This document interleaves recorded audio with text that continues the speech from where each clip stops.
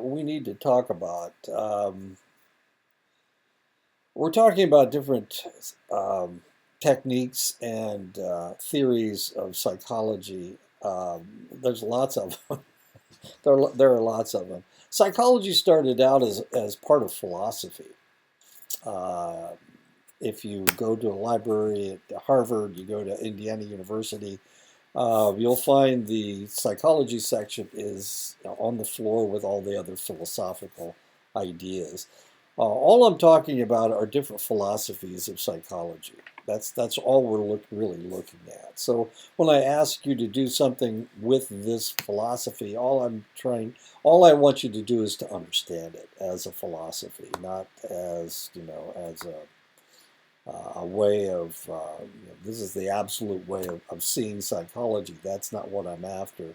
That's not what needs to happen. What needs to happen is that you understand that this is a different way of looking at things. And one of the reasons we're going through this, when you become a counseling psychologist, when you go through your training, one of the things they're going to talk about is types of uh, all of these different types of techniques and theories of psychology. And you need a working understanding of what we're talking about. We're not saying, hey, look, we're trying to make all indigenous people follow Freud or follow Gestalt or follow Adler or Pearls or Jung or whatever. It doesn't. That's not important. What is important is that you're able to deal with your clients, and you're able to deal with them from a specific point of view. But you're able, and you'll probably, if your clients are Dene or whatever, one of the things that you're going to have to do is understand them from their perspective. And that's really all that all of these philosophies are trying to teach you, is looking at them from their perspective, not from your perspective. Okay? And Gestalt does exactly the same thing. So let's go ahead and get into this. I changed the I changed the PowerPoint. I tried to make it prettier. There we go. Okay. Gestalt therapy. Gestalt therapy was developed by Fritz and Laura Perls in the 1940s, and this is Fritz and Laura in the 1940s. Before their collaboration, Fritz Perls was a disgruntled psychoanalyst who knew that the method did not view the whole person properly. In the 1940s, the Jewish couple came to the United States and opened the New York Institute for Gestalt Therapy. And Gestalt became very popular. Now, one of the things you're going to notice about Gestalt is that it's very similar to psychoanalysis. A lot of the terms that he uses are very similar. What he was trying to do was to make psychoanalysis a little more sensitive to what the person is going through. The reason people need to help is because they are manipulative and avoid self-reliance and responsibility. So that's why they need help. They have their heads stuck in the sand. Pearls feels that the therapist's main function is to confront and frustrate the client's escape from responsibility. Pearls tries to make clients grow up and stand on their own 2 feet and deal with their life problems themselves. A lot of times, just like Freud felt that people were viewing the world from the point of an adolescent or of a child, because that's when they first started having these problems. Pearls is able to induce the client to accept responsibility for their lives by moving them from environmental support to self-support and reintegrating the disowned parts of the personality. Gestalt theory articulates that the more we try to be who or what we are not, the more we stay the same. Thus, people change when they become aware that what they are, not what they are not. They need to understand who they are. Clients should be what they are in their current environment and not what they should be. So Gestalt means taking small pieces and putting it together. It's like a Lego thing, putting it all together, and that makes the whole. That's what Gestalt means, and that's what Pearls was trying to do. He was trying to, you've got a piece over here that you're not dealing with. You need to bring that piece over and put it in. And that's really what he's talking about. So you can think of this as a big Lego. And I didn't put that in here, but it just came to me that that Gestalt is like a Lego puzzle that you have to put together. Gestalt theory is based on dealing with the entire person, not just a single aspect of them in their environment. Thus, the Gestalt therapist looks at a client's thoughts, feelings, behaviors, body, and dreams, seeking to integrate all the parts together. They need to stick it all together. The individual must be seen in their own environment because everything is relational, in flux, interrelated, and in a process of change. This is called field theory. Field theory specifically deals with seeing someone in their own environment. The present is the only focus of Gestalt therapy. Pearls believed that focusing on the past was a way of avoiding coming to terms with the present. Too many people bemoan past mistakes and think how life could or should have been different. So they're continually living in the past. If I had married this person instead of that person, this is how things would be, and things would be so much better. And so I'll just think about that. Well, that's not what Gestalt does. Gestalt deals with the present. It deals with what's happening right now. Another waste of time is to make resolutions or plans for the future. So we don't think of the past. We don't think about what's going to happen in the future. We deal with the here and now. To direct one's energy in any direction but the here and now is to diminish the power of the present. To focus on the now, the therapist asks why questions as well as what is happening now. And that's what carpe diem means. It means seize the day. Deal with today. The therapist keeps the client honest by rejecting mere talking about for experiencing the emotions in the here and now. However, the past is not banned from the present interactions. Pearls felt that people talk about the past because of some lack of completion of that past experience. Pearls dealt with such episodes by bringing the figure of conflict into as much of the present as possible. The therapist may ask them to reenact the episode in question as if it were happening now. A client may role play the incident as if it were happening right now.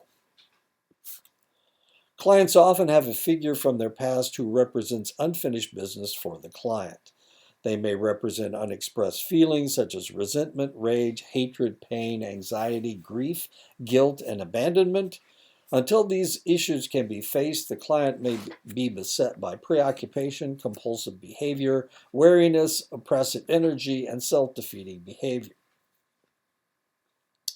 Unfinished business often manifests itself as a blockage in the physical self. Colds and allergies are prime examples, as are chronic tension headaches and migraines.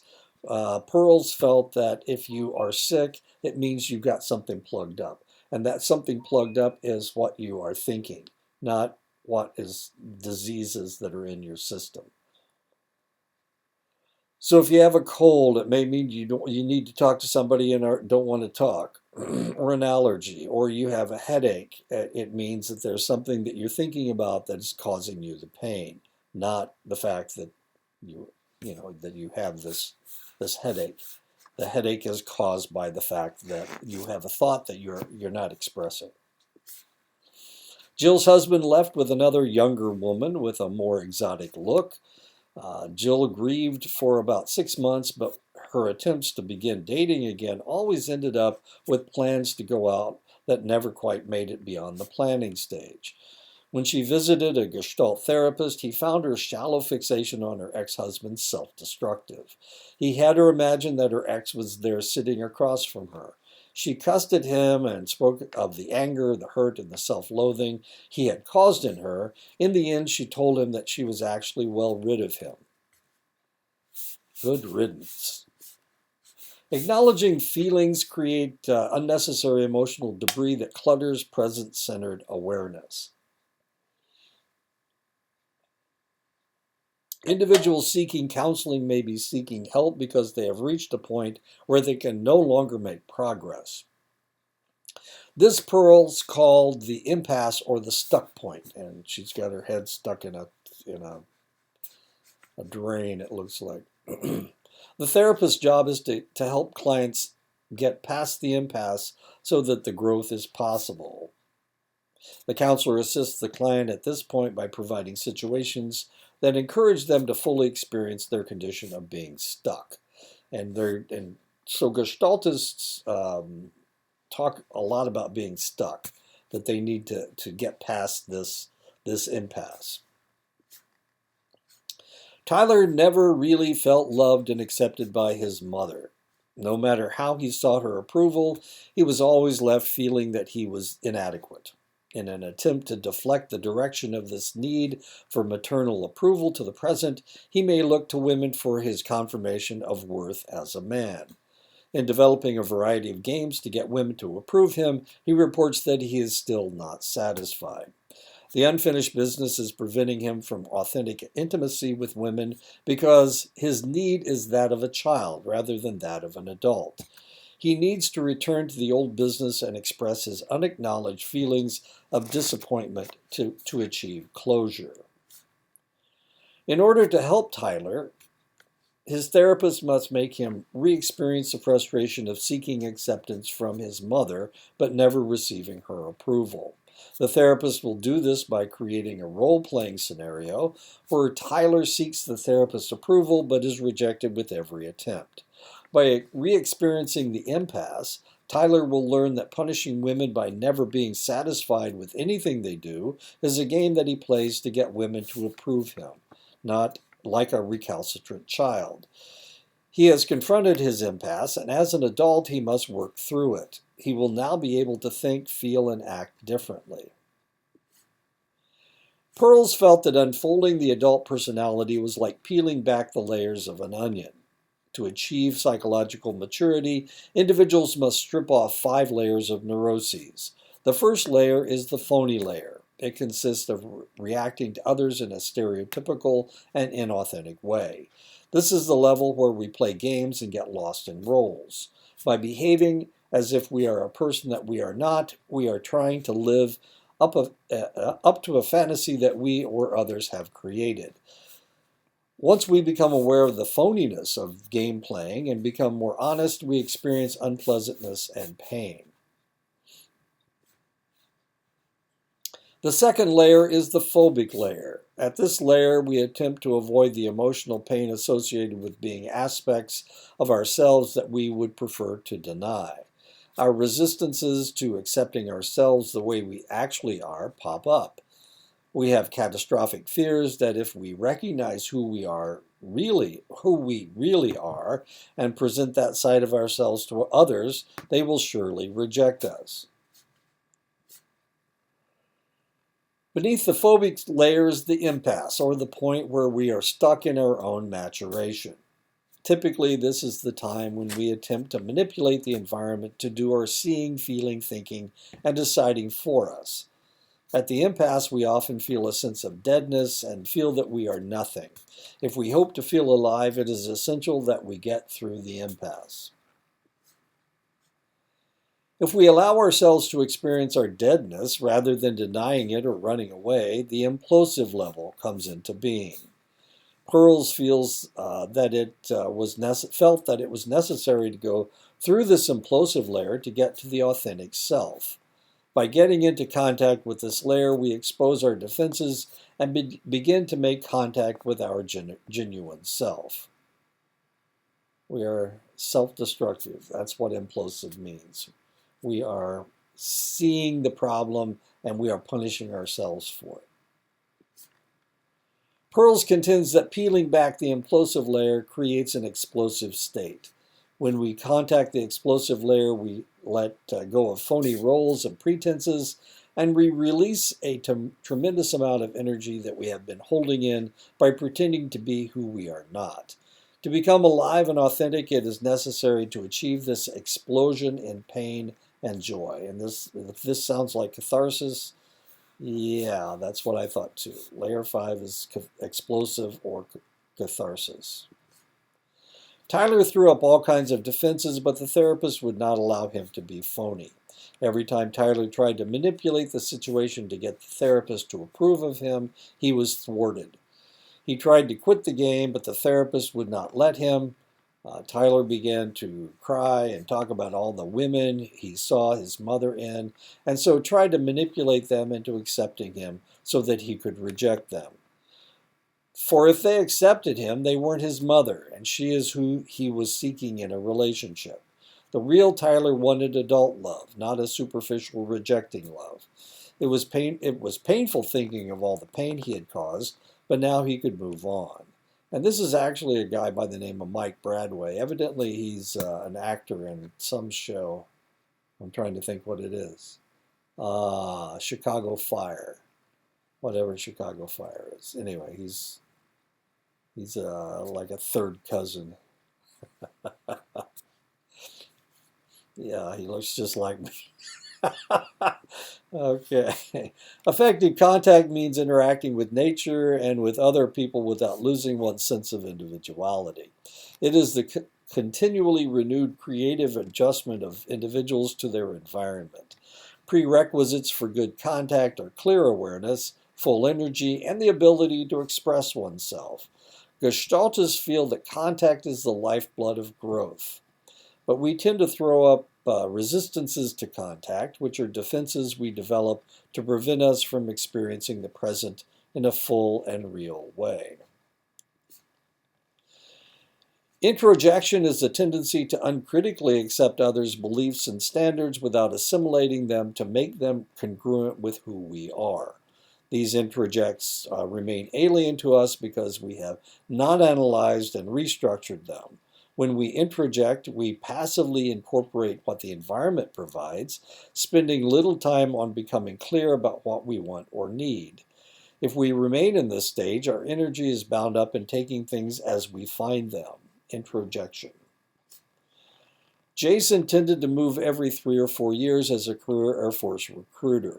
When he would go to a new place, he tried to fit into the local mindset by adopting their ideas and trying to see through their eyes. In the South, he adopted an idea that blacks were inferior to whites. In Montana, he adopted the idea that Native Americans were lazy drunks. When he lived in South Texas, he learned that Mexicans were not to be trusted. When he went to Sallisaw, Oklahoma, not only was his flight commander black, but most of the recruits claimed either some Indian blood or Mexican blood, sometimes both. He lost his job. Projection is the reverse of introjection. In projection, we disown certain aspects of ourselves by assigning them to the environment. When we are projecting, we have trouble distinguishing between the inside world and the outside world. Those attributes of our personality that are inconsistent with our self-image are disowned and put onto others. By seeing in others the very qualities that we refuse to acknowledge in ourselves, we avoid taking responsibility for our own feelings and the person who we are, and this keeps us powerless to initiate change. And of course, projection is also a defense mechanism in psychoanalysis. As Jason was discussing his prejudice with his black flight leader, he kept talking about how James in Alabama had seen this and Montgomery in Montana had lived there all his life, and this was his observation. When the flight leader asked him if he had experienced any of the defining observations himself, he said, "You don't have to jump off a building to know what the ground feels like." When the flight leader showed confusion, Jason began telling him off-color jokes about blacks, Mexicans, and American Indians. The flight leader was not amused, though he had a hard time not laughing at some of the humor. He could see how Jason had been such a good recruiter despite his prejudice, in that the humor seemed to gloss over his feelings. And this is also a guy by the name of Bradway. This is David Bradway. He works at Duke University. I don't think he's related to me. He's another Bradway from New Jersey or something. Retroflexion consists of turning back to ourselves what we would like to do to someone else, or doing to ourselves what we would like someone else to do to us. If we lash out and injure ourselves, we are often directing aggression inward that we are fearful of directing toward others. This process seriously restricts engagement between the person and his or her environment. Typically, these maladaptive styles of functioning are adopted out of our awareness. The individual must learn to deal realistically with the world. And that's why this guy is punching himself. He's retroflecting. Deflection is the process of distraction so that it is difficult to maintain a sustained sense of contact. People may attempt to deflect contact through the overuse of humor, abstract generalizations, and questions rather than statements. They engage their environment on an inconsistent basis, which results in their feeling a sense of emotional depletion. Deflection involves a diminished emotional experience. People who deflect speak through and for others. As Jason was discussing his prejudice with his black flight leader, he kept talking about how James in Alabama had, oh, I've already done that one. Oh, okay. Confluence involves a blurring of the differentiation between the self and the environment. For people who are oriented toward blending in, there is no clear demarcation between internal experience and outer reality. Confluence in relationships involves an absence of conflicts or a belief that all parties experience the same feelings and thoughts. It is a style of contact characteristic of clients who have a high need to be accepted and liked. It is a way of staying safe by going along with others and not expressing one's true feelings and opinions. A therapist might assist a client using this type of resistance by asking them, what are you doing now? What are you experiencing at this moment? What do you want right now?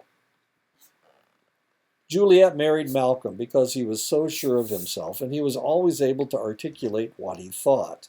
After a couple of years, it became fairly easy to just accept what the older Malcolm said and not start a conflict.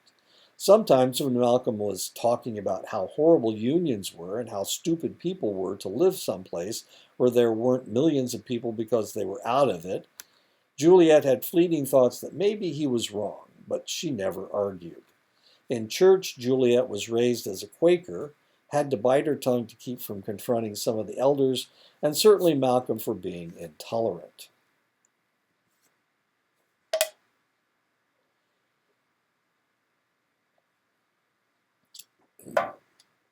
In Gestalt therapy, special attention is given to where energy is located and how it is used and how it can be blocked. Blocked energy is another form of resistance. It can be manifested by tension in some part of the body, by posture, by keeping one's body tight and closed, by not breathing deeply, by looking away from people when speaking as a way to avoid contact, by choking off sensations, by numbing feelings, and by speaking with a restricted voice. The basic goal of Gestalt therapy is attaining awareness and with it greater choice. Awareness includes knowing the environment, knowing oneself, accepting oneself, and being able to make contact. Increased and enriched awareness by itself is seen as curative. With awareness, they have the capacity to face and accept denied parts, as well as to fully experience their subjectivity. They can become unified and whole. When clients stay with their awareness, important unfinished business will always emerge so that it can be dealt with in therapy. The Gestalt approach helps clients note their own awareness process so they can be responsible and can selectively and discriminately make choices. When we face and fully become what we are rather than what we think we should be, we open rich possibilities for change. Through engagement with clients, Gestalt therapists assist clients in developing their own awareness and experiencing how they are in the present moment. The therapist's job is to encourage clients to attend to their sensory awareness in the present moment. Although the therapist functions as a guide and a catalyst, presents experiments, and shares observations, the basic work of therapy is done by the client. It's always done by the client. The therapist's job is to create a climate in which clients are likely to try out new ways of being. Gestalt therapists do not force change on clients through confrontation. Instead, they work within a context of I-thou dialogue and a here and now framework. An important function of Gestalt therapists is paying attention to clients' body language. These nonverbal cues provide rich information as they often represent feelings of which the client is unaware. The therapist needs to be alert for gaps in attention and awareness and for incongruities between verbalizations and what clients are doing with their bodies. The therapist might direct clients to speak for and become their gestures or body parts. They may say, "What do your eyes say?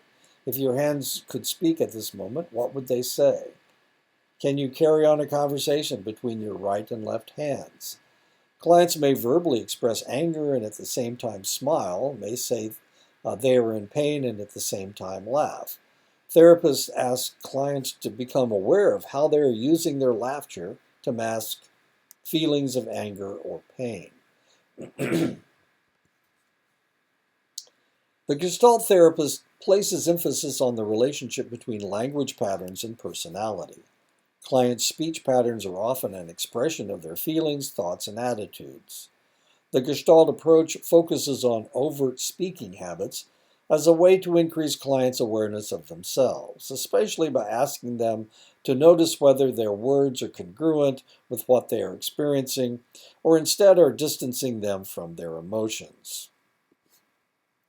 Clients will often use language as a barrier. It talk is when the client says it instead of I. They are using depersonalizing language. The counselor may ask them to substitute personal pronouns for impersonal ones so that they will assume an increased sense of responsibility. You talk is when the client keeps the person hidden by using impersonal language. The counselor often points out the generalized use of you and asks the client to substitute I when this is what he means or what is meant. On the second day of therapy, Jerome said to his therapist, "Man, it's just so hard to make any friends." The therapist pointed out to Jerome that what he really should be saying was, "I have a hard time making friends." Jerome replied, "Yeah, you really do have problems making friends around here. You really feel kind of hurt when they don't accept you." The therapist and Jerome go back over what he has just said using I phrases. Jerome said, "I have a hard time making friends. I really feel kind of hurt when I'm not accepted." With the new emphasis, the therapy session was much more productive. And Jerome is in a hospital setting. That's a hospital. That's a room, somebody's room. Questions have a tendency to keep the questioner hidden, safe, and unknown. Gestalt therapists often ask clients to change their questions into statements. In making personal statements, clients begin to assume responsibility for what they say. They may become aware of how they are keeping themselves mysterious through a barrage of questions and how this serves to prevent them from making declarations that express themselves. Language that denies power. Some clients have a tendency to deny their power by adding qualifiers or disclaimers to statements. Often when a client uses but, they are discounting that they said that they said in the beginning of the statement. Clients may be subtracting from the effectiveness of their statements by using words like maybe, perhaps, sort of, I guess, possibly, and I suppose. The therapist's task is to change ambivalent messages into clear and direct statements. Likewise, when a client says I can't, they are really implying I won't. Asking a client to substitute won't for can't often assists them in owning and accepting their power by taking responsibility for their decisions. Other words that deny power are the shoulds and oughts that some people habitually use. Janine always answered her therapist's questions with another question. When he said to her, "What do your eyes say?" she would reply, "What do my eyes say to you? Me explain to you what I think won't do you any good. Your eyes are telling me one thing and your voice is telling me something else. So what are your eyes saying? Perhaps they aren't saying what I am saying, but eyes can lie, just like voices can lie." Janine, who are you telling me how happy? Janine, you are telling me how happy you are with your husband's new job, but you are crying. I can't control my eyes, and I can't always know what they are telling you. You can't or you won't. Janine started to cry.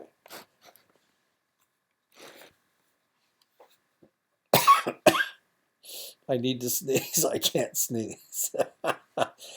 Listening to clients' metaphors. By tuning into metaphors, the therapist gets rich clues to clients' internal struggles. Beneath the metaphor may lay a supposed internal dialogue that represents critical unfinished business or reactions to a present interaction. For example, if the client says she feels like she has been put through the meat grinder, the therapist can ask, "What is your experience with being ground meat? Who is doing the grinding?" It is essential to get the client to say more about what they are experiencing. The art of therapy consists of translating the meaning of these metaphors into manifest content so that they can be dealt with in therapy. Listening for language that uncovers a story. Clients often use language that is elusive yet gives significant clues to a story that illustrates their life struggles. Effective therapists learn to pick out a small part of what someone says and then focus on and develop this element. Clients are likely to slide over pregnant phrases, but the alert therapist can ask questions that will help them flesh out their storyline. It is essential for therapists to pay attention to what is fascinating about the person who is sitting before them and get that person to tell a story. Joe was telling a fascinating story about an interesting fact, a facet of his life. He was presenting himself in a lifeless manner, and the energy was going flat. The therapist asked him, "Are you keeping my interest right now? Does it matter to you that whether I am engaged with you?" Joe looked shocked, but he soon got the point. He accepted the therapist's challenge to make sure that he keep the therapist interested.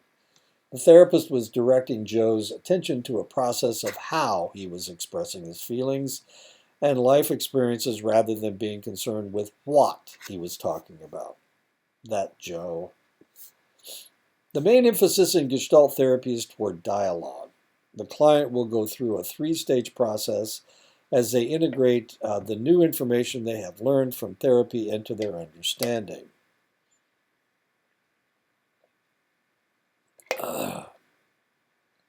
The first stage is discovery. Clients reach a new understanding about themselves, view a novel way of seeing an old situation, or take a new look at someone significant in their lives. The second stage is accommodation. The clients realize that they have a choice. They will be able to try out the new behaviors in a supportive environment. The third stage is assimilation. The client learns and has the confidence to influence their own environment. Gestaltists use two methods to further or accelerate a client's recovery: exercises and experiments. Exercises are ready made techniques that are sometimes used to evoke certain emotions. Exercises can be used to make something happen or to achieve a goal. They can be catalysts for individual work or for promoting interaction among members of a therapy group. Experiments are spontaneous, one-of-a-kind techniques that are designed to achieve a particular goal. Unlike exercises, the therapist has no idea what the outcome will be. Experiments are aimed at facilitating a client's ability to work through the stuck points in their lives. Experiments encourage spontaneity and inventiveness by bringing the possibilities for action directly into the therapy session. Experiments can take many forms: setting up a dialogue between a client and a significant person in their life, dramatizing the memory of a painful event, reliving a particularly profound early experience in the present, assuming the identity of one's mother or father through role playing, focusing on gestures, posture, and other nonverbal signs of inner expression, carrying on a dialogue between two conflicting aspects with the same person. Through experiments, clients actually experience the feelings associated with their conflicts. Experiments bring struggles to life by inviting clients to enact them in the present. It is crucial that experiments be tailored to each individual and used in a timely manner. They need to be carried out in a context that offers a balance between support and risk. It is the therapist's responsibility to keep the client from enacting an experience that is too threatening. It is essential that counselors establish a relationship with their clients so that the clients will feel trusting enough to participate in the learning from the experiment.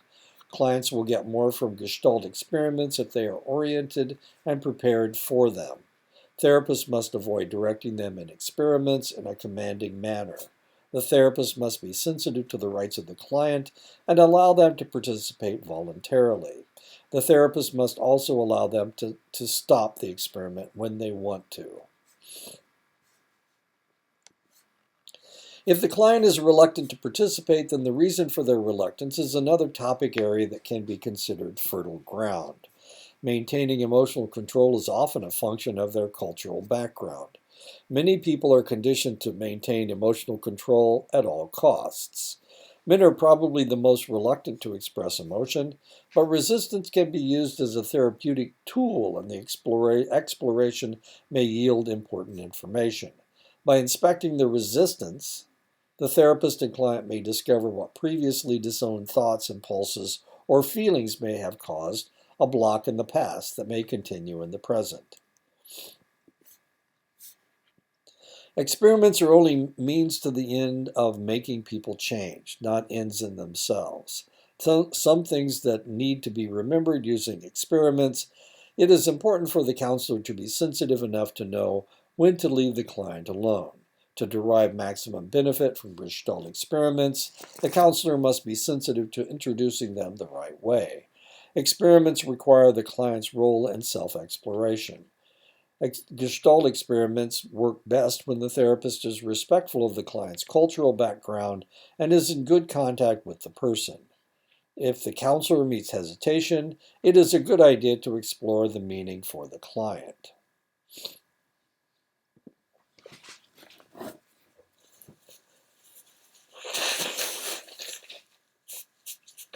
Sorry, I had to blow my nose. But I haven't sneezed yet. Internal dialogue exercise. Gestalt therapists pay close attention to the splits in personality function. A main division is between top dog and underdog portions of the personality. The top dog portion is our critical parent aspect, that is righteous, moralistic, demanding, bossy, and manipulative. Top dog controls through badgering with threats of catastrophe and operates using words such as should and ought. The underdog manipulates by playing the role of victim. This is the passive side, the side without responsibility, the one that finds excuses. Underdog is defensive, apologetic, helpless, and weak. It feigns powerlessness. And this is, of course, is the cartoon Underdog, one of the great cartoons of all time.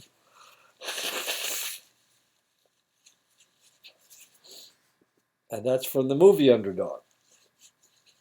The top dog and underdog are engaged in a constant struggle for control. This explains why so often our resolutions and promises often go unfulfilled and why we procrastinate.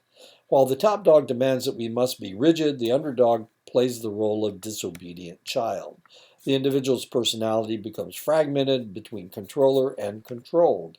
The war continues with both sides fighting for existence.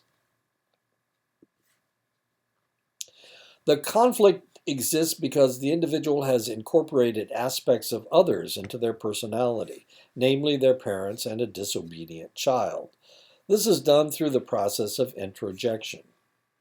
It is necessary that the client be aware of their toxic introjects that may potentially poison the system and prevent personality integration.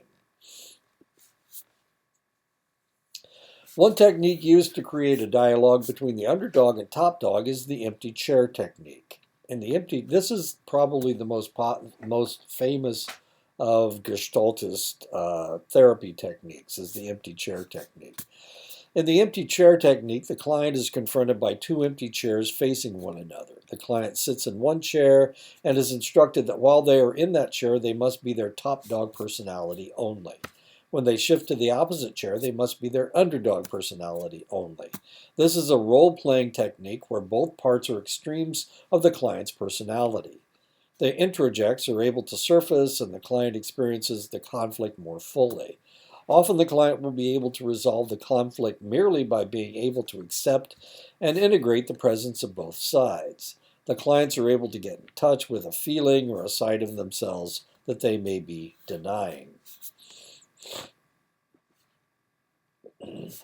In the empty chair technique, the goal is to promote higher integration between the two poles that exist within everyone, not rid themselves of a select trait. Some common conflicts that might be resolved using this technique include the parent inside versus the child inside, the responsible one versus the impulsive one, the puritanical side versus the sexual side, the good side versus the bad side, the autonomous side versus the resentful side, the hard worker side versus the goof off. Melissa seemed to live two lives. On one hand, she was very religious and maintained a moral standard that only a parent could appreciate. And on the other hand, she dressed provocatively in the most revealing clothes. When men tried to flirt with her, she would become appalled and act as if she were not trying to entice them. Melissa came in with the complaint that she felt like she was going in two directions at once. Her therapist arranged for an empty chair session. During the session, Melissa spoke as her puritanical self and talked about how men were so weak because they had so little self-control. When confronted by her sexual side, she just wanted boys to like her, and since she didn't feel like she had anything to offer them except her body, she wore provocative clothes. Melissa was able to create quite a dialogue between seeing men as the enemy and dangerous to trying to entice them. She came out of the session with a new understanding of why she dressed like she did, but held such staunch beliefs. She came to the realization that while she held very strict religious beliefs, she also desired to find a man to be with. She began dressing less provocatively and began allowing herself to date. She found that she not only no longer was hit on by every man on the street, but that females who rejected her before now became her friend. She was married to a man at her church 5 months later and no longer needs therapy. Way to go, Melissa.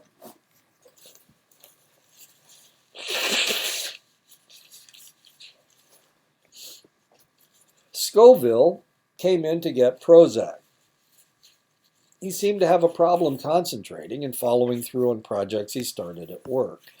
He would volunteer to head a project and then wouldn't put the requisite home time into it to get it done on time. The therapist set up an empty chair session where one chair was the hard worker and the other was the goof-off. Scoville would go home at night with an armload of work and end up in front of his television watching anything that was on. The hard-working chair talked about getting ahead and doing as much as he possibly could to advance the company. The goof-off chair talked about being a drudge and a nerd that he needed to loosen up. Scoville had to acknowledge that he wasn't as driven to succeed as his father was, but was more in need of success than quitting his job and becoming a beach bum. Scoville decided to limit his television watching to Friday nights, NCIS Sydney, and the weekends. He seemed to understand why he wanted to watch so much. It proved to him that he wasn't a nerd, an epithet he feared more than any other. He knows that he won't skyrocket to the top, but he is resolved being the best he can be without becoming one of those irritating brown noses. Making the rounds is an exercise that involves asking a person in a group to go up to others in the group and either speak or do something with each person. The purpose is to confront, to risk, to disclose the self, to experiment with new behavior, and to grow and change. Often the client doesn't trust the other members of the group, or they are afraid to confront select members. They may be holding back, and they must experience to be able to grow. Milton was in a group of recovering alcoholics. Milton was from an aristocratic family from back east and seemed to hold himself aloof of the other members in the group. The therapist decided that Milton would have to make the rounds, though he wasn't sure whether Milton would respond by insulting everyone or would respond positively. As Milton made his way around the group, he told everyone how he admired the fact that they were allowed to be themselves, how they didn't have to hold themselves back because of their upbringing. He said that he so wanted to be them.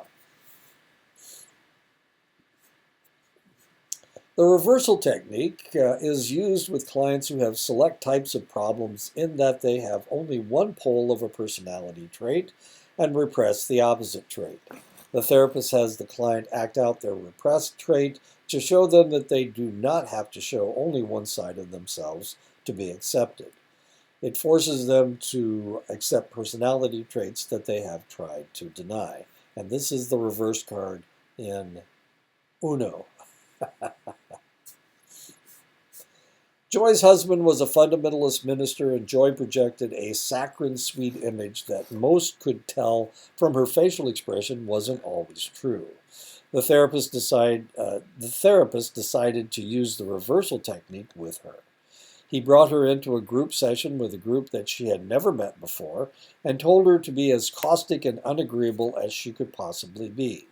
The technique worked. In the session, she was a real witch, but at the same time, she found that the earth didn't open up or a thunderbolt come crashing down from the window. After this session, Joy seemed a more relaxed person, and her facial expressions were more likely to match her emotions. The rehearsal exercise, many times we will rehearse what we should say, but when it comes time to actually speak, we get stage fright or suffer from anxiety because we fear that we will not play our role well. The process of rehearsal consumes our energy and frequently inhibits our spontaneity and willingness to experiment with new behavior. When clients share their rehearsal with their therapist, they become more aware of how they try to meet the expectations of others. They become aware of the extent that they will go through to attain acceptance. Troy was known as the life of the party, but he came in to see a therapist because of a low self-esteem. The therapist noticed that Troy would sometimes pause before he would say select things.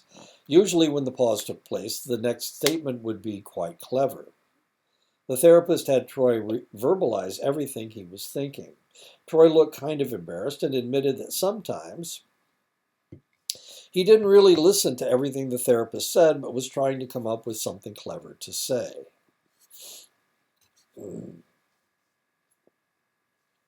Because he now verbalized his rehearsals, he actually was less glib than before, but the therapist and Troy could see how he felt as if he needed to entertain to be accepted.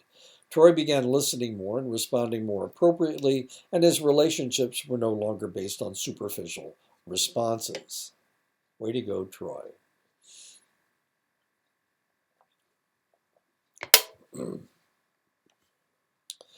The exaggeration exercise, one aim of Gestalt therapy is for clients to become more aware of the subtle signals and cues that they are sending through body language.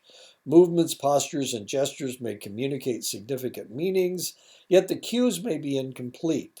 In the exaggeration exercise, the person is asked to exaggerate the movement or gestures repeatedly, which usually intensifies the feelings attached to the behavior and makes the inner meaning clearer. Some gestures that lend themselves to this exercise are trembling, shaking hands and legs, slouched posture and bent shoulders, clenched fist, tight frowning, facial grimacing, crossed arms.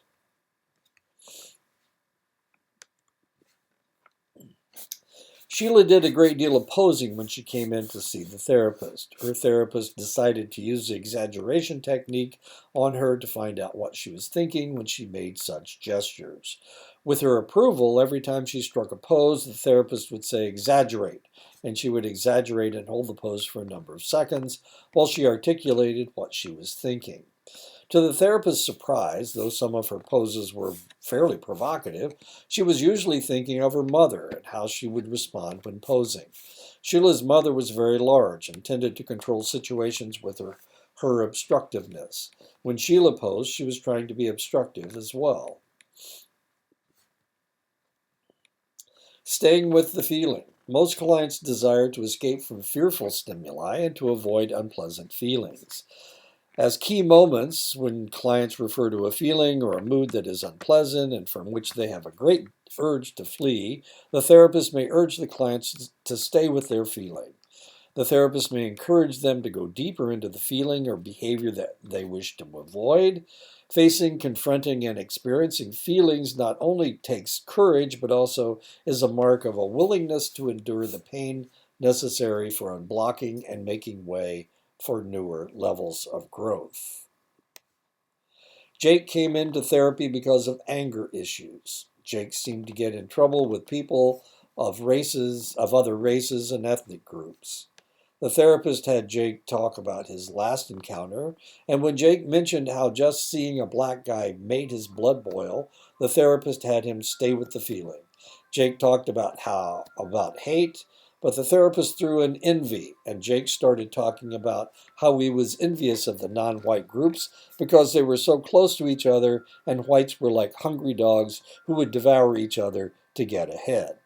He realized that he wasn't striking out because of hatred, but jealousy. He would have given anything to live with such cohesiveness.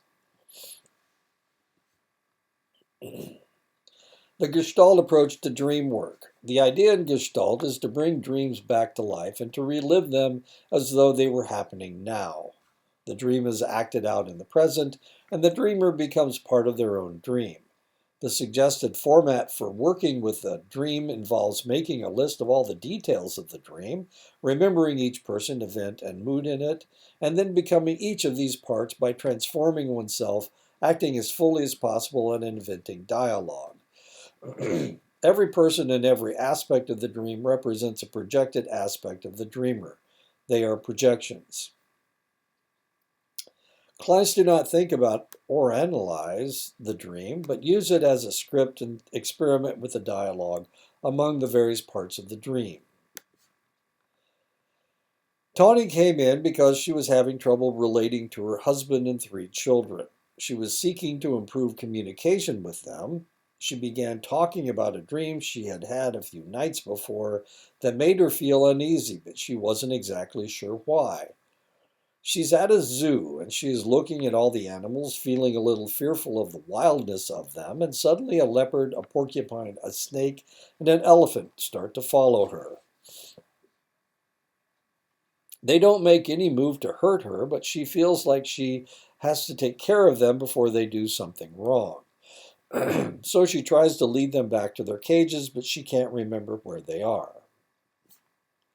The therapist asks her to be the snake. I'm the snake, and all I can think of is that I have to crawl up this lady's pants leg to where it is warm.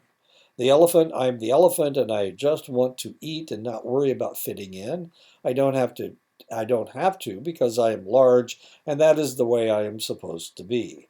The leopard, I am constantly on the prowl looking for something, always growling at anything I don't like. I am really bad-tempered, and I give off the message that you better not cross me.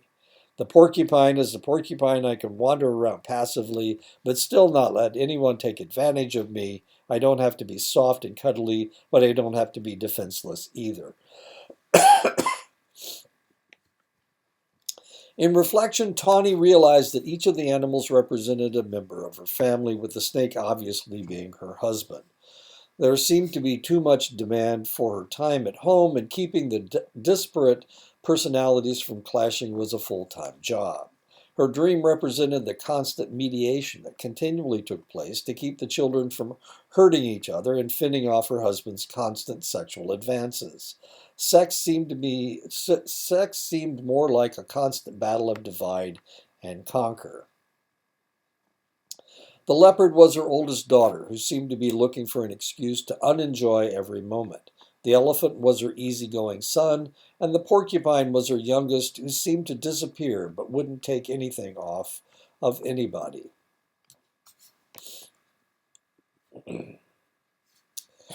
A Gestalt therapist would focus on Stan's unfinished business with his parents and his siblings and his ex-wife. Stan feels resentment toward all three of these individual groups, but instead has turned the resentment inward on himself. The therapist's main emphasis will be on what is happening to Stan right now, but he will also have to deal with past feelings and his failure of intimacy. Some of the baggage that Stan carries from his past were a child's reaction to the situation, not an adult's. One decision is that he is stupid, the world would be better off if he weren't there, if he weren't here, and that he is a loser. Stan's therapist may make him deal with some of his cultural imperatives. Don't talk about your family with strangers. Don't hang out your dirty linen in public. Don't confront your parents because they deserve respect. Don't be too concerned with yourself. Don't show your vulnerabilities. Hide your feelings and weaknesses. Stan's therapist may ask him to focus on his present experience and select figures of interest to concentrate on.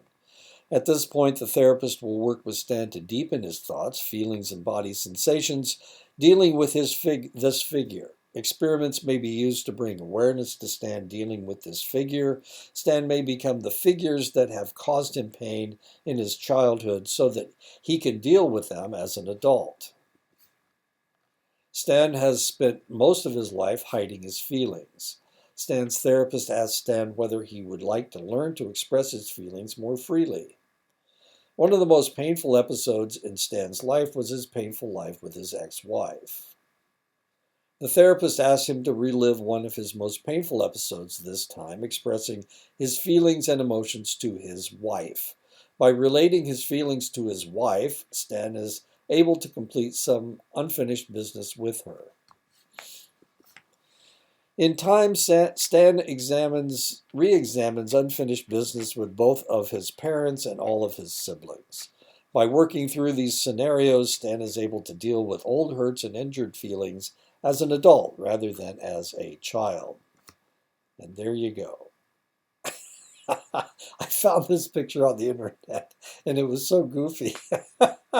I thought I would put it in my lecture. There you go. Da-da-da-da. That's a pretty good salute, actually. Anyway, okay, so what do I want you guys to do? You need to get these things, to get the discussions in. I've asked you questions.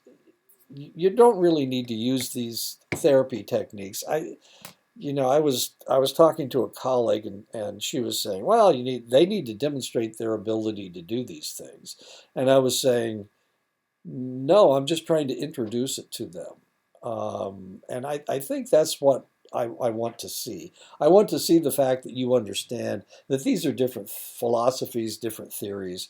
As a Danae psychotherapist, as a therapist, you're going to need to find ways to deal with your clientele. And if your clientele are other indigenous people, then, acting like Freud or acting like Pearls or Adler isn't really going to do you much good, potentially, and that's okay. That's fine.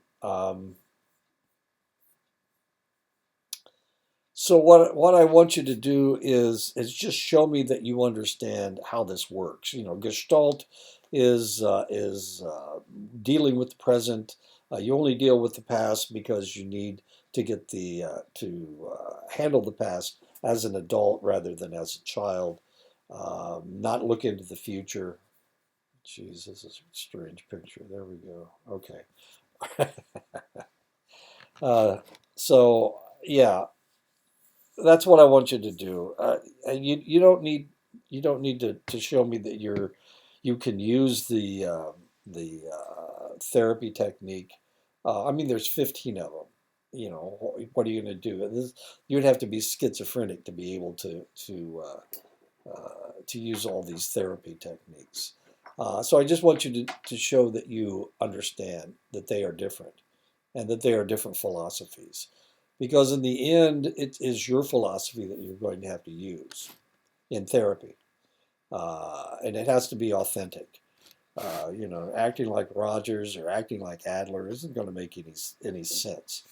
So let's do that, okay? And I'm not being critical when I grade them. I just want to, you just need to do it, okay? You just need to show me that you understand this therapy technique and that it is different from some of the others, okay?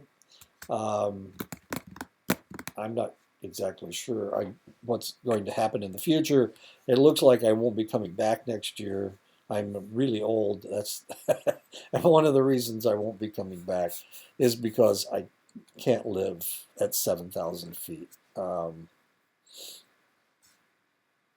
Anyway, so this may be it. Who knows? I might be doing this online for forever, but I'll see you next week.